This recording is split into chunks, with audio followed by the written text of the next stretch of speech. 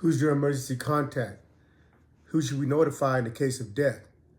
Welcome to the USP, where have I spent the last 2+ decades of my life. I'm in Atwater. Atwater was a fresh change. Coming from Beaumont, we were locked down all the time. There's a little bit more stuff going on in Beaumont, but all that kind of stuff happens throughout all the USP across the United States of America. When we was in Lompoc, it was popping, but they never locked us down. When we was in Victorville, it was popping, but they never locked us down. Not to say that we didn't have lockdown, but not to the extent that Beaumont was keeping us locked down. Beaumont had a warden named Outlaw, right? His name was actually Outlaw. But he was just a punitive mindset. Everything you did over there, he was trying to case you. If you stabbed somebody, he was trying to refer you to the FBI to get you cased up on the street. If you got caught with drugs, he was trying to refer you to the FBI to get you caught up in the streets, street cases. And every little thing, everything, nothing was little, but every time something happened, we were locked down 2, 3, 4 weeks, months, whatever. That was his mindset, was punishment, punishment, punishment. But locking the prison down doesn't solve anything. It only prolongs it. If somebody feels adamant about a situation where they're trying to kill you or kill the opposition, then having everybody locked down is just prolonging it, because over and over again, that was the facts. We get locked down for a couple weeks. As soon as we come out, whatever issue that wasn't settled yet popped off again, and so on and so forth. So I understand they try to make it like, all right, we're gonna lock you guys down, so it's a punishment. So you guys better behave. If you guys want to get locked down, then you need to act right. You need to get along. But you got us in a box from different gangs all around the country, different races all around the world. And this is not Disneyland. This is not a mosque. This is not a temple or synagogue. This is a freaking penitentiary. So the people in here that you have in here, that you place in this level of security, you already know is prone to violence and don't get along and don't like each other.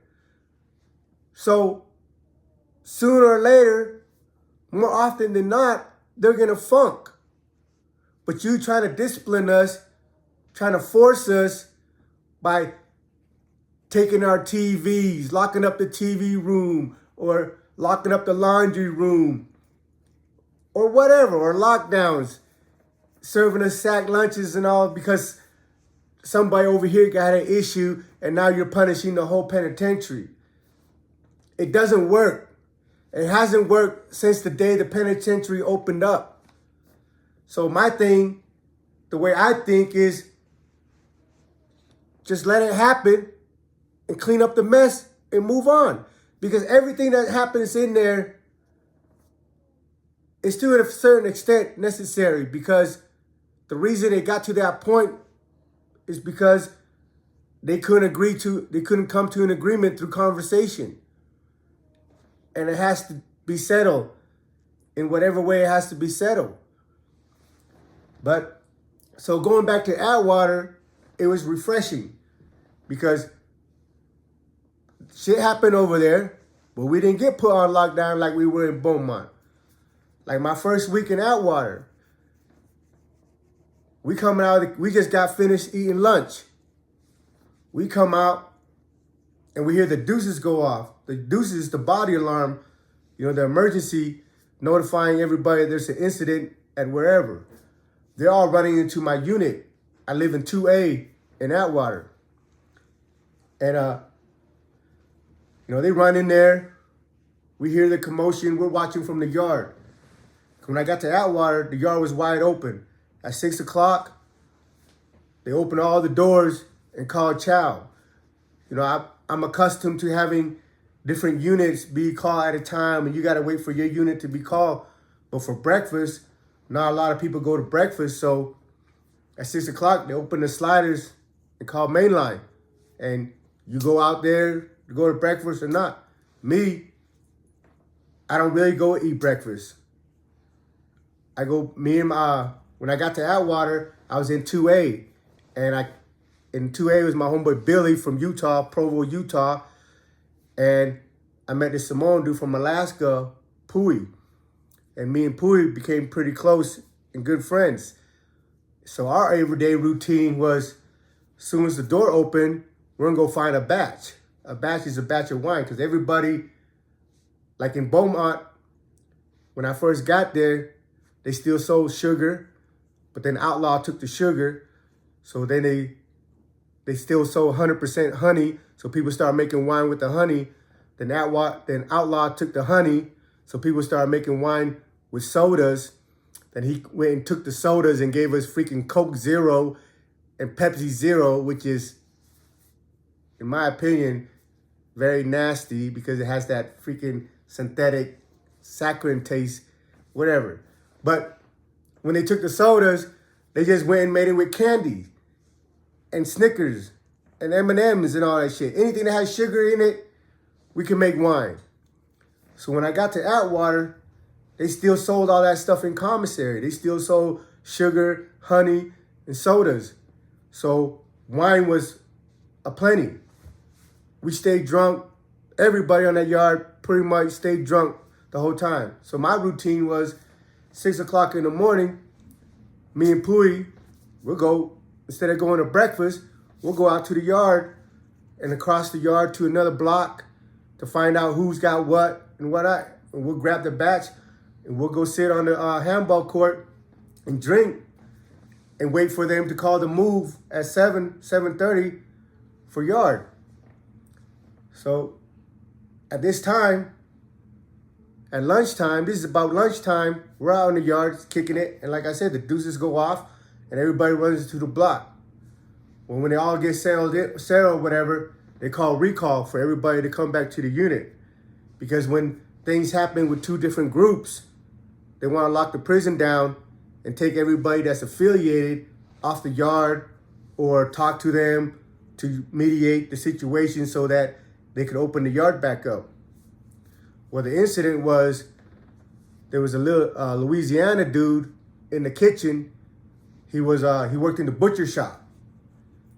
You know, when you go there, you gotta have jobs. And a lot of people like to work in the kitchen because in the kitchen, they can make food and hustle it. They can steal food out of the kitchen and bring it back to the unit and sell whatever, their onions, their chicken, their tomatoes. But you can maneuver around. And it's really, when it comes to a penitentiary job, the kitchen is one of the better jobs because there's multiple ways you can hustle. So it had a Detroit dude that was trying to buy some meat from the Louisiana dude, but the little Louisiana dude kind of had like an attitude about it and didn't want to sell him whatever that he was trying to buy. So when they came back to the block, they all lived in my block. So when they came back to the block after work, and after we finished eating, they come back to the block. When they come back to the block, the Detroit dudes / GD ran up on him and started stabbing him. Two of them ran up on the Louisiana dude and started stabbing him. But while he's stabbing the Louisiana dude, another Louisiana dude that was in the block, big black dude, I forgot his name, but he jumped in and to help his homeboy. So the whole unit blew up over because somebody didn't want to sell him no beef. And we got locked down. They called us back in. We got locked down. Nobody got killed. You know, I mean, I'm sure they all got hurt, but nobody died. But it's just, like I emphasize through the course of all these episodes, is that you never know what's going to cost you your life. You know, because some people when they get positioned in the penitentiary, for whatever reason, they feel like they own that aspect or whatever, and that it gets to their head, like they're in control of this, they're in control of that. And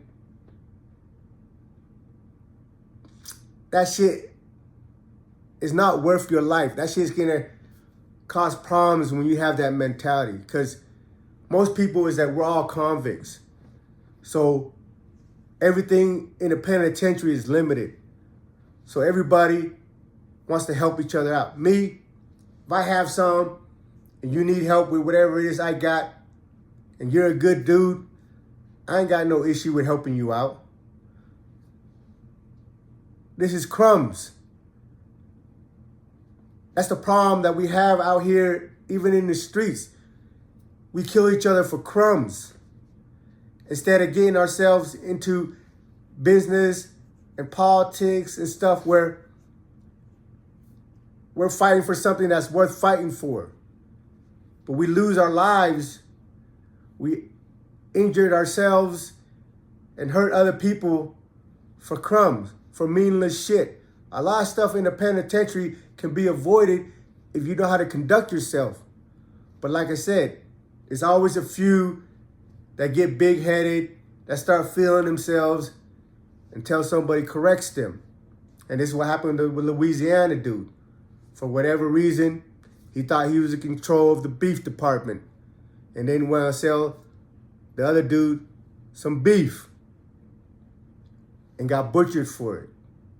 You know, when we got locked down, and when we came off, me and this white boy Dino, he was with me in Lompoc in Victorville.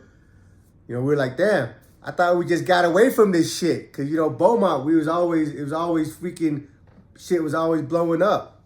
You know, and Dino, you know, he has a big ass scar on his chest. Cause he was out in the visit room in Victorville and tried to bring some balloons of heroin in, and one of the balloons busted, and they had to pump his heart and open him up to take the heroin out to save his life.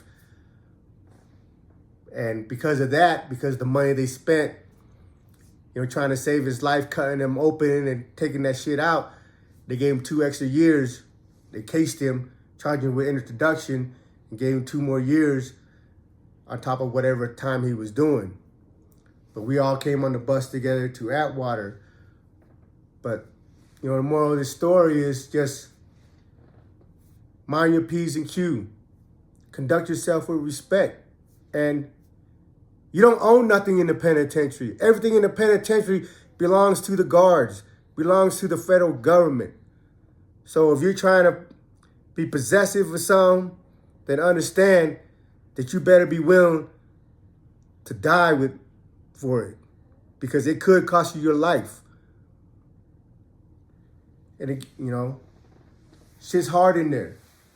It's so easy for things to blow up. So you have to have certain standards, certain lines that when crossed, you'll deal with. But everything else should be unnecessary, because it's already hard enough just to wake up every morning and deal with the bullshit, you know.